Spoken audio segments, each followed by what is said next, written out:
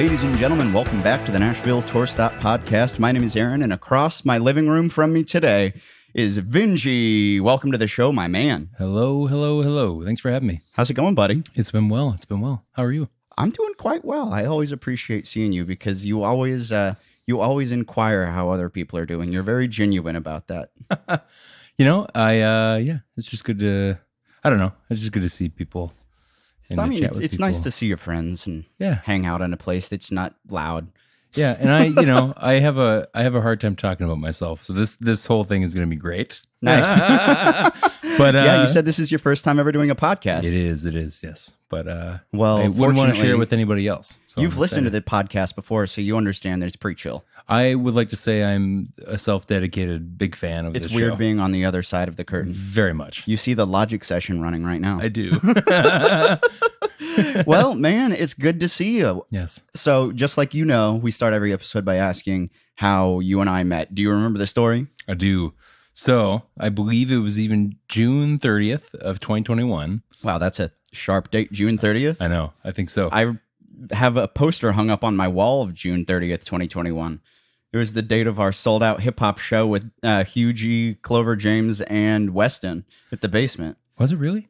Okay, so then maybe a different day. But unless you were at that hip-hop show. This was actually my first ever gig in Nashville. Okay. So I was a hired gun for a gal named Anna Ike. Mm-hmm. And so she had me play guitar at Belcourt Taps. Rest in peace, Belcourt Taps. Shout out. And R.I.P. And so she introduced us after we were done playing our set. And I remember that I shook your hand and was like, hey, man, so good to meet you. Thank you for having us on. This is my first ever show. And you grabbed me by the shoulder and you said, oh, thanks for playing. Took a big sip of your beer and then you walked away. And I was like, okay. You're like, oh, yeah. Bye. I was like, okay, bye. I'm like, I'll get a hold of him later. But I'm glad that I didn't come off as a total douche, just a partial douche. No, not at all. No, it was very charming in the way that you did it. I was like, that guy's cool. I was like, okay. So, do you remember the first time you actually played Tour Stop then? Was that also at Belcourt? No, so it was actually at Cabana Taps. Cabana. R.I.P. Cabana Taps. I played 11 p.m. slot. That's how I always tested out the newbies. Yes.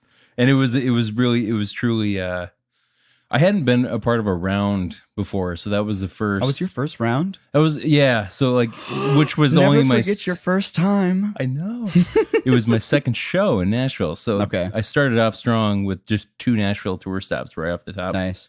Where was the very first show you played in Nashville? Belcourt Taps with you. That was Belcourt? Yeah. That was the one? Yep. Wow. So really my introduction to the entire Nashville music scene was you. Was me. And so, yeah. All right. And you've been along for the ride. Really, you've been there for all the big stuff since, so it's been really cool. So when did you actually move here? I moved here in October of 2020. Gosh, that was 14, 15 years ago? Something Feels like like that. Oh, yeah. No, I keep checking the calendar every day. I'm like, are we really already here? And you've been here now this is one of the first episodes we've recorded in 2023. So you've been here now about 2.5 years. Getting there. Yeah. How is the adjustment being here versus home? So I'm from Minnesota, for the listener, and it's amazing. Besides the whole, obviously the weather change and stuff, like people in Nashville seem to simply just accept music and appreciate music and enjoy music more than any other place I've ever visited. Absolutely. And I have had the fortune of traveling a little bit around the country and to have seen a few different cities. And I really was struck by how people appreciated it here. And that was actually one of the things that helped me move here. I didn't come here to do music. I just really wanted to be around people who liked it. So yeah, it's been a great adjustment. I really have been enjoying it so far. So where in Minnesota are you from? I'm from a small town, and I have to say this, 2 hours north of Minneapolis called Brainerd, Minnesota, the Brainerd Lakes area. A lot of lakes, big resort town. But yeah, just really not that big. Is it an actual small town, or is it like a small town when someone says they're from a small town outside of Chicago? Actual small town. Oh yeah.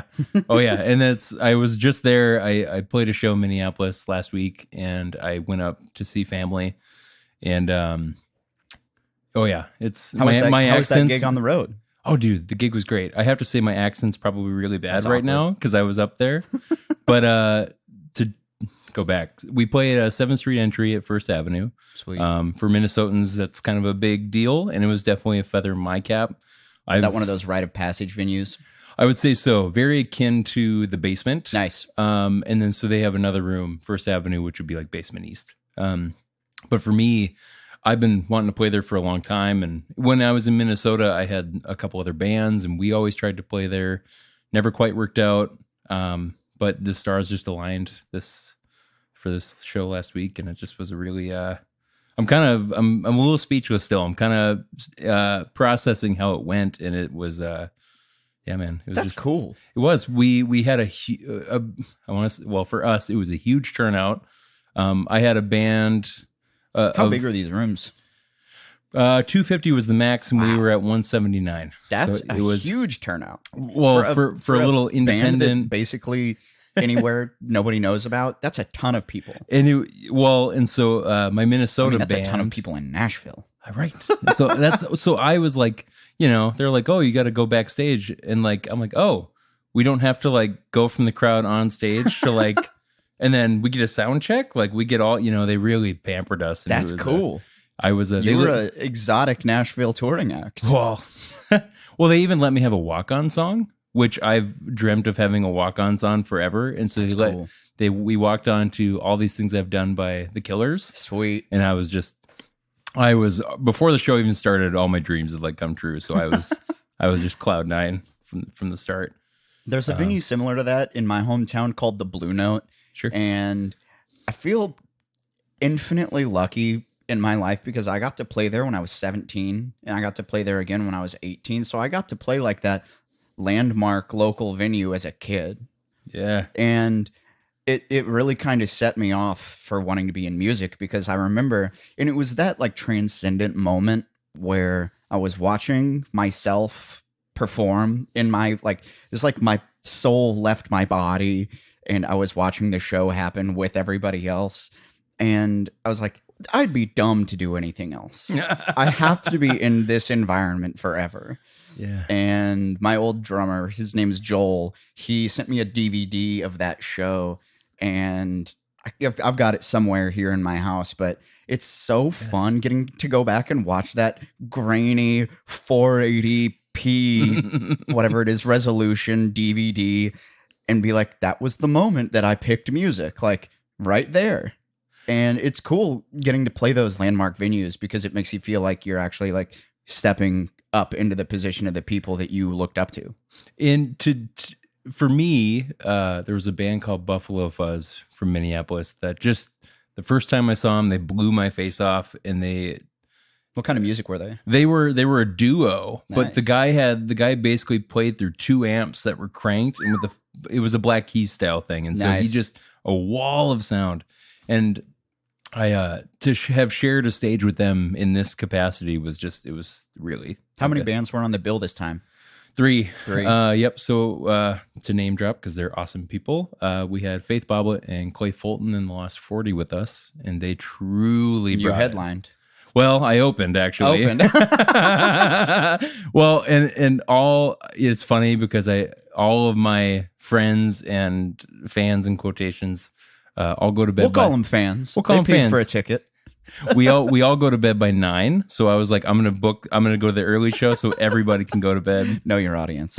Yeah, exactly. So yeah, man, it was so again, to have shared a stage with Buffalo Fuzz in some capacity was just it just was a really full circle moment.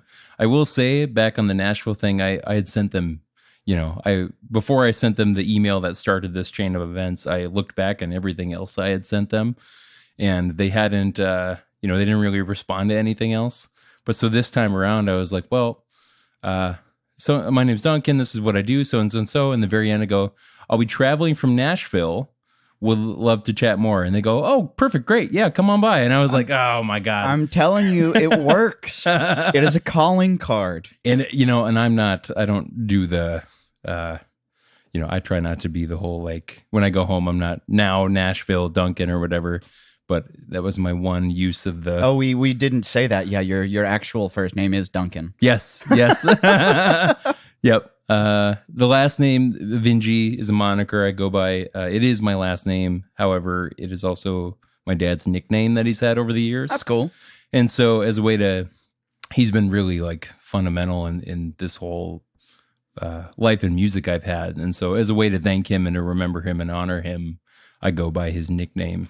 So yeah, that's cool. Yeah, that's cool that it's not just a family name, but it's more of a nod to your dad than just the family. It is. That's really now, cool. I will say, so I have other family members who have been successful in their own endeavors, and they came to the show, and so it was nice to have them come and see a full room of people.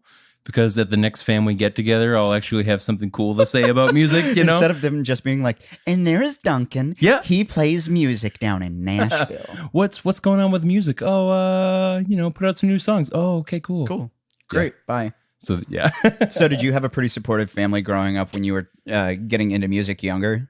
I actually didn't get into music until I was 15. Really? But my parents have always been supportive. That's cool.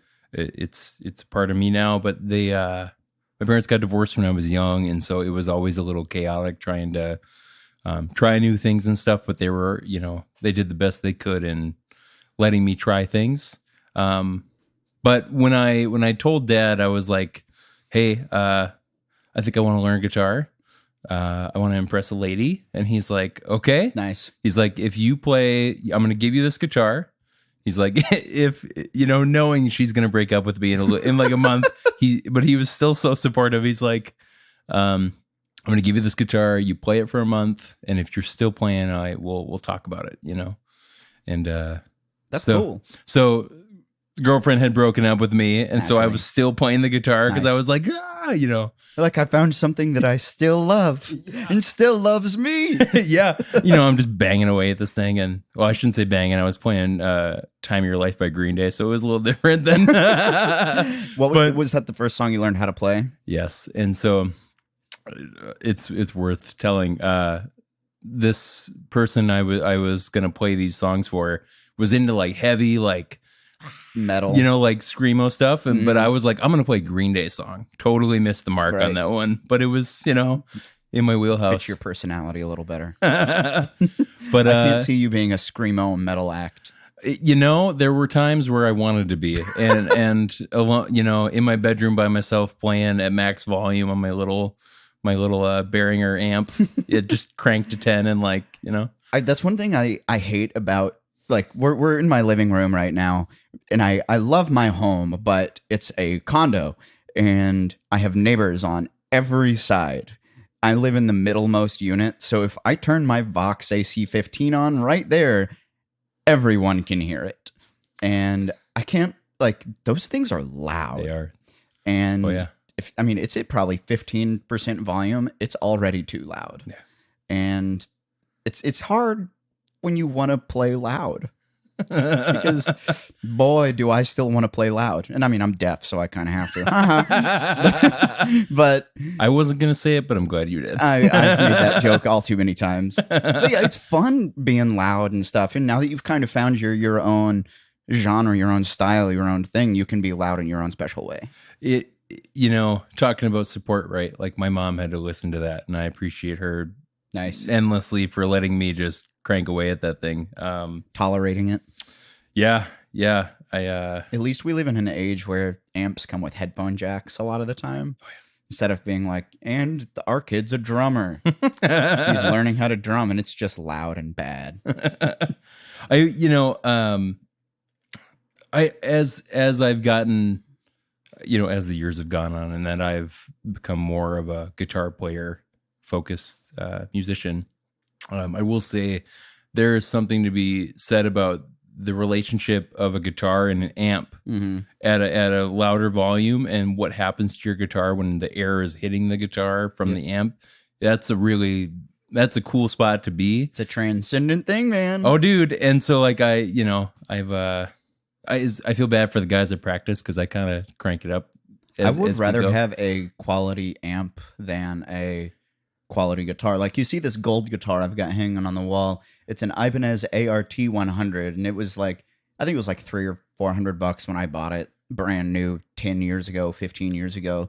So it was never a nice guitar by any standard, but it did have matching black pickups, and I cut out the bridge pickup and hot wired a different one into it, having no electrical experience at all. I just asked my dad for some wire cutters and a soldering kit, and he's just like, yeah, sure. Didn't ask why. Support. Yeah. But I put in a better pickup, and that helped the guitar. But as soon as I put it into a good amp, it just sounded better. Yeah. And I think that finding that now that I've got a Kramer Beretta on the wall over there in an AC-15 box, it's a harmonious match when you find the good guitar and the good amp.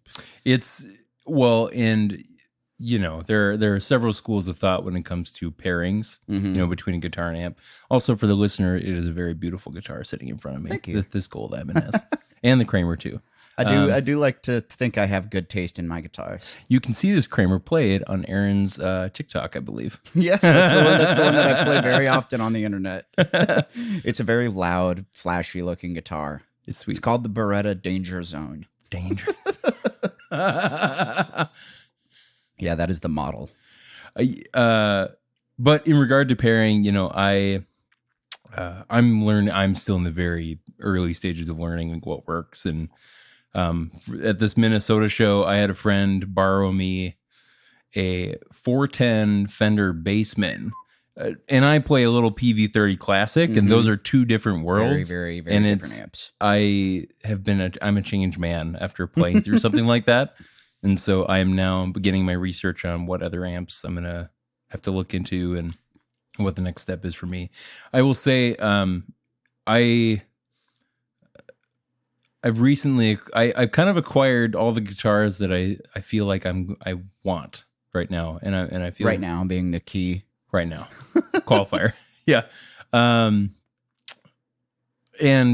I have one hollow body, I have one telly. And they're both like brown and gold, which is a cool pairing. I've got a couple acoustic guitars that I'm really proud of and really love dearly. So yeah, man, it's been. Do you name your guitars?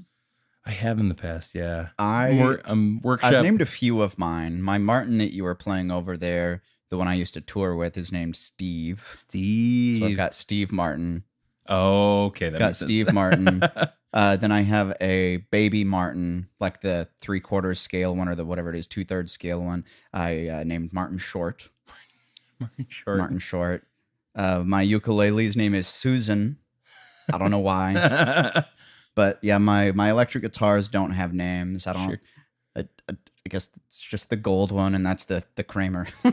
Now, if you know Aaron Schilb, he is a massive fan of The Office. And so when he said Steve, I did immediately look at over my fireplace mantle. The Steve Carell as Michael Scott quote: "You miss 100% of the shots you don't take." Wayne Gretzky. Michael Scott. Yeah, I've actually got quite a bit of Office memorabilia. So I've got that hanging on my wall in front of the Nintendo Switch on my entertainment thing. I've got a World's Best Boss squishy like stress mug. Sure. I've also got the World's Best Boss actual coffee mug. And then hanging up in my bathroom on the door, I've got the clown painting from Jim and Pam's house that doesn't come off of the wall. So I glued it to the door of my bathroom so it can't come off. So I've got quite a bit of Office memorabilia. And right below the albums there, I've got the Encyclopedia of Dunder Mifflin. Oh my God, is that what it is? I've got quite a bit of Office swag here. I'm what you would call a super fan. A super fan. I appreciate your fandom. Yeah, so let's talk more about your guitars. Yes. What was the first guitar that you got back when you were first learning to play? Do you remember the make and model of it? So this was actually a story I was going to bring up earlier. My dad walked in. So to backtrack a little bit, he said, play for a month and we'll see what, if you like it. Was that his guitar that he had? Right. So it was this old Electra. It was a parts guitar. It was kind of a, to put it nicely, it was a pile, but cool. So he let me play it. But then he brought in a red PV Raptor. Nice. And a PV Raptor is basically a beginner's young man's Stratocaster. And the off-brand Strat. Oh yeah. But he also brought in this little amp. So my world went from playing an electric guitar, just acoustic on its own, to having an amp with this badass red Strat looking thing. And so I was just over the moon. And like I stopped playing Time of Your Life and I started playing like rock, the heavier Green Day songs. But I started really digging into it and changed me, man. What was it about playing that made you want to start taking it more seriously? Was it girls? No, it was no, that was not the. It just let me be myself. I've always claimed that I'm a little left of center. I've never really been interested in. Well, I should say that I've never really been the popular kid in school. I was never really interested in much. I've kind of, I think back then I certainly didn't have the vocabulary to really say how I was feeling. And the feeling I got from just playing a guitar loud said more for myself than I had ever really experienced before. So it was really just being able to tell people who I am without having to try and explain it. I think that's one reason why we all get along so well in Nashville. Yeah. Because I feel like a lot of us are that left of center kid. Yeah. We weren't cool. We didn't have like what you would call like classic hobbies, sports, whatever. But we had music, and all of us weirdos just happened to pick like, all right, this is the one place where we can all be cool together. And I think that's one thing that is really great about Nashville is that nobody's trying to be anything other than just a musician. Yeah. And we all get it. It's one of the only places where you can tell someone you're a musician and they say, okay, cool. Instead of, okay, but what do you do? Yeah. Yeah. They just instantly accept I'm that. I'm a musician. Yeah, cool. Period. Right. And, again, like when I moved here, I didn't have aspirations of playing. My friend Anna, who had helped me play the first show, she just knew I played guitar through a friend of a friend and was like, you want to come along? I was like, sure. And it's been the support of the people here in town that have really encouraged me to keep going. I love doing this for a lot of personal reasons, but to get to share moments with good friends at the basement or even at Belcourt Taps. RIP again to Belcourt Taps. I had to get 2 in. I told myself before I got here I'm going to get it twice. Just to be able to share these moments with good friends in town has changed how I look at music altogether. That's cool. In Nashville, when I was home last week, people were asking me like, "How's Nashville?" I go, "Oh, it's great." And they go, "You coming home soon?" I'm like, no, nope, absolutely not. And they're like, "Why not?" And I'm like, "Well, my life is there." Yeah. Well, my life is there, but then there's also people who I just feel like, again, I've been that kid left of center forever. So it feels good to actually be with other people who feel the same way and who, like you said, they just get it. Like, you are a musician. That's great. We were kind of fed expectations of what being an adult would be like by watching shows like Friends or whatever, where you're just really close friends with a lot of people all the time. And then I remember being in college and having I was friends with the 2 dudes I worked with, and that was pretty much it. And I had the expectation of what growing up would be like and being a young kid in my 20s. And it sucked because I never had that community, that thing that so many people search for. And I found that when I got to Nashville, and that's one reason I picked it, was because it just automatically, I was like, oh, this thing that I've always wanted, this is where that is. It's here in Nashville, and it's cool getting to finally be around people who understand that. You have done an incredible job of fostering that belief, though, through Nashville Tour Stop. Really, a lot of the big shows and moments I've had in town have been Nashville Tour Stop affiliated things. And I really love playing Tour Stop because people who come to those shows also just love being here, and they love their people. Yeah, they love their people. And it's very evident, it makes me speechless sometimes because I'm very fortunate to have met you and to have been able to be a part of this community still. I'm very lucky that it's a job that I ended up being okay at and enjoying, because I've had so many crappy jobs, and boy, exceptional at your field. Yeah, it makes me happy that I don't hate going to work every day.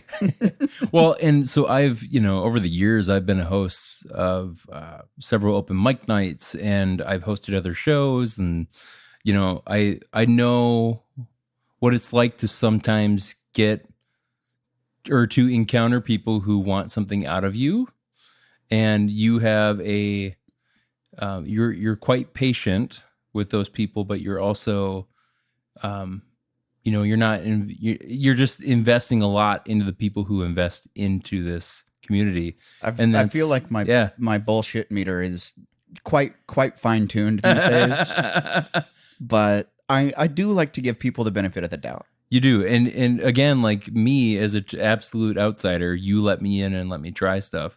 I did send you the email and never got a response, but that's okay. I feel so bad because I know so many people have emailed, and if you're listening and you've emailed, I'm sorry. But the email wait list right now, I think has like 800 people that I haven't responded to. And it's just because I have less runway now than I used to. So in 2021 and 2020, when you were first meeting me, I was booking somewhere between 150 and 200 people per week on whatever it was, 6 shows at different venues. I had a lot of room to get that many new people, and I just have less to book right now. Well, and I want to say if you're wanting to play a Nashville Tour Stop show, come to a Nashville Tour Stop show. Just come hang. Come hang out. Come Meet be around Duncan. it. We'll probably be there. I'll say hey. But yeah, just come hang out. Like I remember being, at least for me, it was like, whoa, you're playing a Nashville show. Like, oh my goodness. I was a little nervous, but you welcomed me with open arms. You asked how I was. You were encouraging me to play whatever I wanted to play. And that I just immediately felt like home. So come to a show. Come to a show. Well, hey, let's take a quick break and we'll come right back with the Nashville Tour Stop Podcast.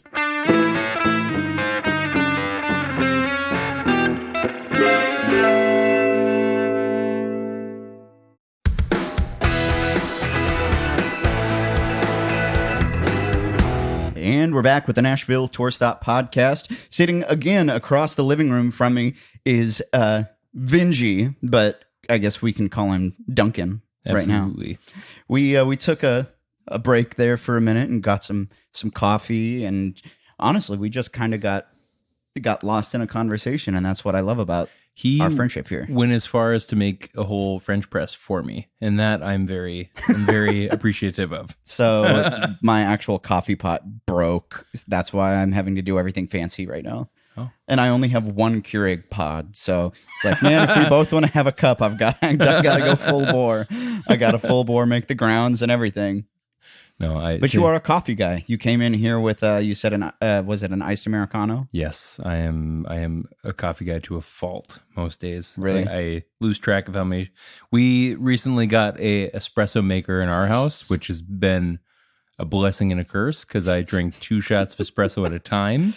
Times that by like 3 cups, and I'm rolling through the day. I work from home as well, so it's like I'm in front of that thing all day. So it's I've had to start scheduling my day a little bit more deliberately. So now what I do is I wake up in the morning and then make my coffee, and before I do any work, I go to the gym while my coffee high is like still. Yep. I'm still jittery. I can do this really good. I can do this really good, and then when I get home, I'm actually like, okay, I've come down. Now I can focus and do some work. I was a barista in a past life, and they always had us try stuff, and they were like, all right, you got to, get a taste for this. And so in the process of doing that, I've drank a lot of coffee and probably have shaved a year or 2 off my life because of the coffee I've drank. But I mean, waking up for coffee in the morning is the only, I hate, it's such a cliche. It's literally the only thing that gets me out of bed in the morning. Yeah. It's my favorite part of the day. Oh yeah. The best part of waking up is Folgers in my cup.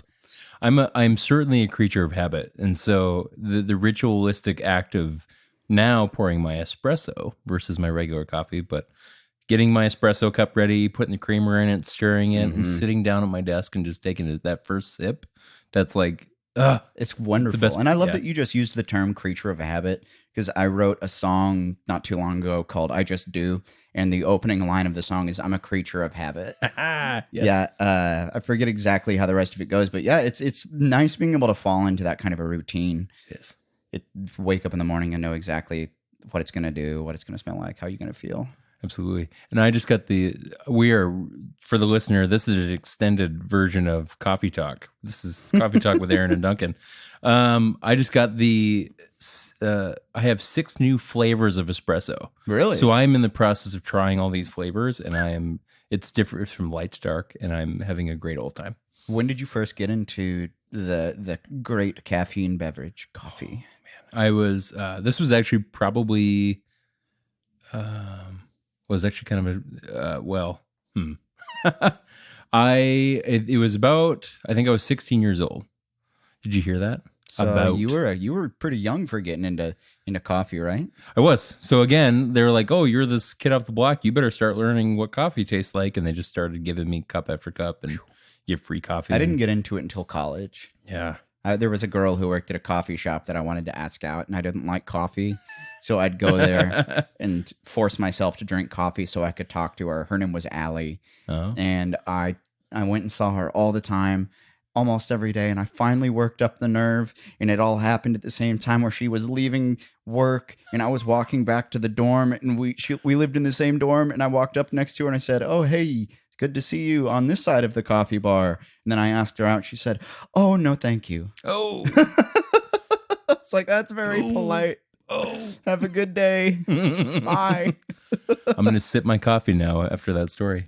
Well, Duncan, let's talk about what has gotten you where you are today. So we've talked a little bit about the shows you played at your like landmark venues in your hometown and getting started wanting to impress a girl when you were young, as many of us did. But what is it that still is lighting that fire under your butt now? What really made you want to go for it instead of just moving to Nashville to be in Nashville? You moved here not specifically to be a songwriter, but you moved here just to be around the arts. What really inspired you to follow that path of music? Well, I in my time in music, I don't necessarily call it a career, but in the time that I've had with music, there have always been other people along by my side, and all my favorite moments of music have been with other people. I love, there have been awesome acoustic shows I've played by myself, but all the things that really jump to my mind first are the times I've had with friends. And so to continue to be sharing experiences with friends and to be able to provide a place for friends to come and be with each other, that's just very important to me. That's cool. I'll be honest, like I get too wigged out with trying to do the numbers game and to try and release songs people want to hear and all this kind of stuff. I just like to write songs that I like, and I like to be around people that are just good people. I just have been really fortunate to be able to do that here in Nashville. Tour Stop, it was very much the belief that Tour Stop has is very in line with that feeling that I've just described. But what really kind of cemented it for me, what made it more clear, was I went and had coffee with a good friend, and he asked me, "What do you want out of Nashville?" And I said, "Nothing." And he's like, "Tell me." He's like, "What do you mean?" And I was like, we get to do this. We get to be here. And this ride isn't going to last forever. And it's just good to be able to be on it while we can and to enjoy it with the friends you have around you now. And so I guess I'm just trying to have You didn't come fun here expecting the town to do you any favors. No. And, back home, everyone's, they all think they know what Nashville's like, back for whatever. And I'm sure many people have had this experience. But a lot of people said to me a couple of things. They said, "We'll see you in a few years. If you can't get shows here, good luck getting them there. You're not, do you really think you're going to be able to do it?" And that was really kind of what I thought it was going to be like. And coming to Nashville, I had a EP that I was going to release. Like I had spent some time in Nashville. I was like, okay, I flew back home to Minnesota, recorded this EP, and I was going to put it out. And it was because I wanted to prove everybody else wrong. I wanted to prove all those people that I am going to be good here. And that wasn't the right reason to be putting out music. Mm-hmm. And we did the whole process, and I listened to those songs, and I just wasn't working. Your heart wasn't in it. Wasn't in it, you know? And that was a wake-up call for sure.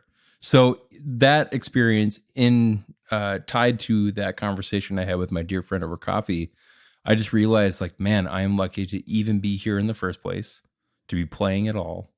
And I guess that's what continues to drive me in doing it. And I will say we've been very fortunate to play the Basement a time or two, and to be able to book those shows ourselves. Was your first time at the Basement the tour stop show we did in April of last year, 2022? Yes. And woohoo, that was an awesome show. We did. I remember you telling me, I don't know if nervous was the right word, but you wanted to leave a good impression because you wanted to play there again. And you're like, how do I do this again? I was like, do a good job the first time. Yeah, do a good job. And it's like, well, no pressure then. No, but shout out to Gil at the Basement. Shout out Gil Costello. He's a great dude. He's also a very patient person, and has been willing to let us come back. But something I told Gil is, I said, hey, I want to bring first timers with me. I don't, I would love to have a full show, but I would like to bring people who I think are worthy of this experience and who've never played before at the Basement. So he's been allowing me to do that. And that's been a very, I love bringing new people in for their first time. Like I had Eli Gable with me the first time we did it, my first solo or, self-booked show at the Basement. I brought my dear friend Jared Ward with me last time. And I can't say anything for certain yet, but there's something coming down the pike, and we've got another great friend with us coming to that one. That's one of the things I love to do, is being able to, and that's one of the ways that I talk to venues about, and when they're asking, well, why would we have your show versus all these others, or yada, yada, yada. I'm like, well, I'm trying to do the same thing that all these others are, but I'm trying to also give opportunities to people who may not receive them. And a lot of people might look at me being tour stop and the guy, and they're like, oh, it's just his business, it's serving himself, blah, blah, blah, blah, blah. But I really love to be able to get my friends who've never played at the Basement up for a show at the Basement. Well, it's cool getting to do that. To be able to pay it forward from that opportunity you gave us, that's what this town's about. Well, and that's just an awesome experience for everybody. And so that's really why I know that the things that I've gotten here in town and the experiences I've had have not been just by myself. It's taken a community. It's taken all my dear friends who have been with me along this ride. Shout out to Kim, this amazing lady who has been your girl. Kim has been there for every step of the way. Hi, Kim. She's gonna, if she listens to this, she will be. If she's made it this far, yeah. But no, like, it's great to share those experiences with those people. I'm a little choked what up. kind of stuff are you doing now? You said you played the Basement. You're trying to help some of your friends get some of these more notable shows. What's in there? There is stuff coming down the pike. You just kind of hinted at that, and I know some of it, and I'm sure there's some of it that I don't know. But what are you trying to do in Nashville? So here's the funny thing. What's making it? Here's the funny thing. I saw, so when I visited Nashville for the first time in 2019, I saw my favorite band of all time, City and Color. Nice. They played the Basement East, and the whole experience was just insane. I loved every second of it. And I said to myself, man, if I could ever play the Basement East, that would be it. I'm done. Like, to share a stage with City and Color in any capacity is incredible. Much like my experience with Buffalo Fuzz in Minneapolis. But my dear friend, Carmen Campbell, goes by Carmen Diane. She had me along for one of her Basement East sets. Did you back her up? I did. So I actually have played the Basement East in some capacity. I walked in that back in the. That's green. A stage I've never played. Well, and to walk in the green room, and they have the tiles on the ceiling, and like, it's funny how normal it is in there. I expected it to be so like whatever. But then they're like, they've got the leather couches back there, and there's a little kitchenette. But at the same time, they're like, here's our Keurig, and I was like, oh, nice, more coffee. So to answer your question, I would love to play the Basement East as Vinje and Vinje and Friends. That would be an absolute treat. But after the show last week at 7th Street, I have done the things that I've wanted to do. And so this is actually a really cool time because I don't know what I want to do next. You get to now choose new things you want to do. There are, I've expressed to you in other times the things that I wanted to do, and in terms of like what other dream venues I want to play and such. And there are some exciting things coming down the road, as we both know. But yeah, man. So I'm just appreciating what's happened around me, and just kind of taking a second to breathe. It's been so to answer your question, no, I don't know what I want to do. I warned him that I ramble, and here we are. There are a lot of people in this town who are laser focused, and I don't want to say won't achieve some of those laser focused goals, but there's a quote from Dodgeball that I love to live by, and I think it's Vince Vaughn's character that says, if you don't have any expectations, you can't be disappointed. Yeah. Oh my God. So it's okay to sometimes not know where you're going. It is. And that's, I wish I could tell some of that to some of my friends who are quite concerned with the numbers and such. It's like, Eli Gable and I actually wrote a song that's similar to that. And I think the hook of the song is, you're probably getting somewhere if you don't know where to go. Yeah. And it's cool because it's literally all roads are open right now. Yeah. Yeah, man. Anything you want to do could happen. Well, and again, like I had said prior, I'm a firm believer that this is all going to end at some point. And I want to look back on it saying that I experienced it instead of wishing I had spent more time experiencing it. And so I'm very, I'm just trying to take it all in while I can, John Mayer, Stop This Train is the soundtrack to that feeling. So you just had a new 2-track EP come out, right? Today, the day we're recording this is, what day is today? Today is February 6th. February 6th, yes. So we recorded music. So tell us about this new record. What's it called? It's actually a dual single thing. I'm trying it for the first time doing one of these. It's called Sault Ste. Marie / Your Man. Just the two names of the songs. I've been very fortunate to be able to work with my good friends Cosry and Austin.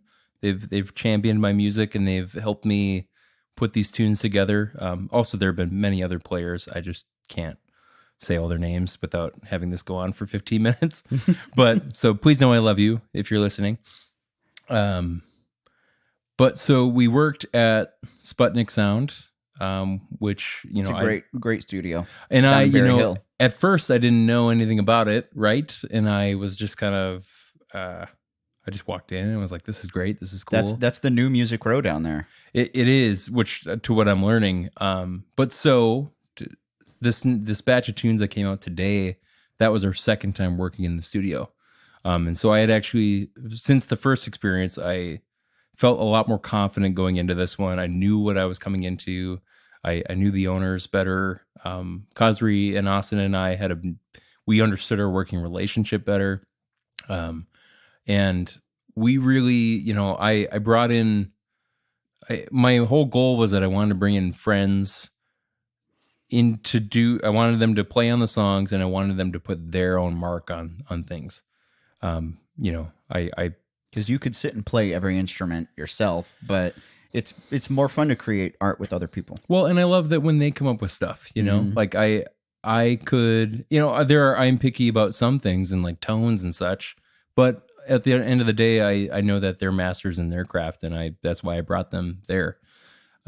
So these two new songs are really, truly the best thing I think I've put out because it's got the most life to it. I've allowed the most life to go into these songs by other people. It's cool. And I listen to them and I don't hear anything I wish I could change. And I'm very fortunate for that. For people who might not have heard your music before, could you give us your elevator pitch on what it sounds like? I try so many times. Alternative singer-songwriter. Cool. I write a whole spectrum of things. It just kind of depends on the day. Lately, and shout out to Alex Amato, because he's usually there when I try out new songs, and he's always awesome. I showed him at a writer's round not too long ago this new Western ballad I did, like cowboys and stuff. Like I love that kind of thing. Wrote like a 5-minute jam there. But on the opposite side, I've got a blues rock tune about, like, just yelling stuff. And then I have another harder rock song that's just yelling more stuff, And then I also like Your Man, the one that came out today, is a more thoughtful, quieter song, as a... Yeah, dancing's a little bit more chill than Known Killer. Yeah, right. Yeah. To those who have heard dancing, it's, that was also, I like to write songs that I want to hear more of, or I should say I'm inspired by a certain piece of music and I want more of it. And I then try to write a song that embodies that energy. And I was in a bit of a Lumineers kick, and I was like, I want to fit 7 or 8 of my friends in the studio and have us all stomp on the ground together. So we did that with dancing. There was just a whole pile of us in the studio. That's cool. Stomping and clapping. That is really cool. So that creative collaboration it's not a Nashville exclusive, but it's something that's a lot more prevalent here. Yeah. And I think that's why co-writing is so important. It really just opens our creative doors into something that we might not have thought about otherwise. Yeah. And allowing people to contribute to a song like that might create a cooler, more original product. Shout out to Kim again. She's in there. She's stomping and clapping, So Kim's on a recorded piece of music. She says she's not a musician. She's not a musician of any kind? Nope. But she's okay with it. And, nice. Yeah. But she is now. She's in a recorded piece of music. She's a recording artist in Nashville. Yes, exactly. She can use that when she tries to submit playing shows up in Minnesota now. Yes. Wow, that was a perfect full circle moment. You right? Well, Duncan, can you give us some plugs? Tell us where we can find your stuff. Yes. So again, the new songs came out today on all platforms, but the primary ones are Spotify, Apple Music, YouTube, Pandora. You can find me there. All you have to do is look up Vinje, V as in Victor, INJE. You can find me on Instagram at DVinje, DVINJ. I like to keep things short. Yeah, and please come say hey. It's been a pleasure to be able to share this experience with so many of you already, and I just love to be able to meet more friends and keep having a good old time. If it sounds like he's being fake, he's not. You are one of the most honest and just earnest people you're a very genuine person, and that's sometimes hard to come by, but you really do look at someone and listen when they talk to you. Man, it's good to have those kind of people in your life. So if you want a good person in your life, come meet Vinje. Oh boy. Well, I don't even know what to say now. Well, everybody, thank you so much for tuning into the podcast this week. Check out Vinje on all of your social media platforms. I'll have the links to everything. And you said we're going to have a song playing as our outro music. Which song are we going to listen to this time? The song you will be hearing is Sault Ste. Marie. Sault Ste. Marie? Yes. All right. It looks like it's spelled Salty Ste. Marie. It does.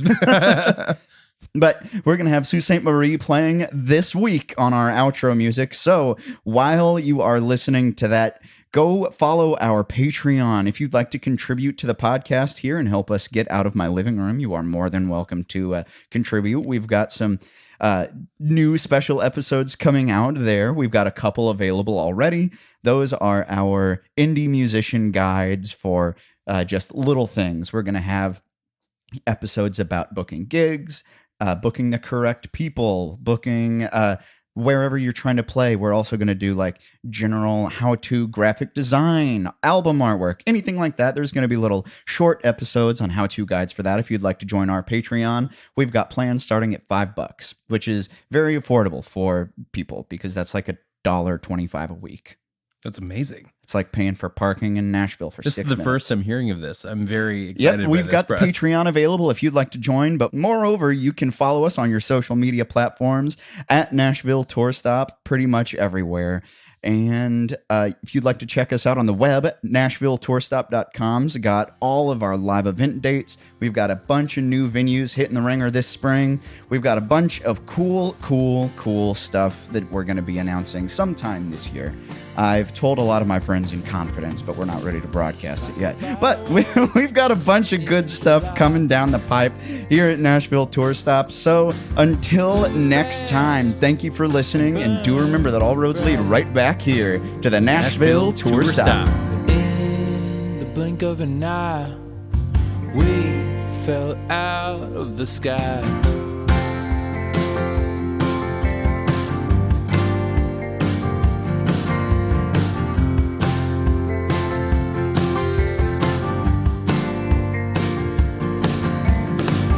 Next day, they swept me off the street. Said, come on, boy, get out of the tree. But I was wondering where you landed. Did you ever make it back to St. Marie? Or are you stuck in Tennessee? Sault Ste. Marie, Sault Ste. Marie.